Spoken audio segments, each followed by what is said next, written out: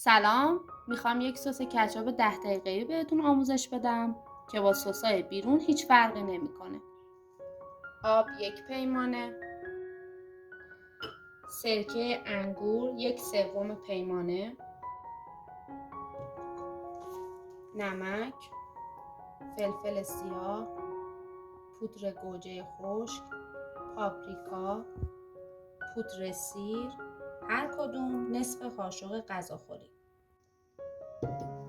رب گوجه فرنگی 2 قاشق غذاخوری سرپر، 1 پیمونه آب، 1 قاشق غذاخوری نشاسته ذرت، 1/3 پیمانه سرکه انگور، نمک و فلفل سیاه و پاپریکا و پودر سیر و پودر گوجه هم از هر کدوم نصف قاشق غذاخوری، 2 قاشق غذاخوری سرپر رب گوجه فرنگی رو بهش اضافه میکنیم، با هم مخلوط میکنیم و روی حرارت میذاریم.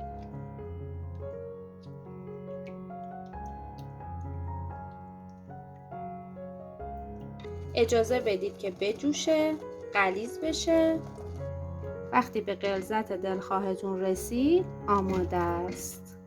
به همین راحتی سس کچاپ ما آماده شد. حتما امتحان کنید. نوش جون.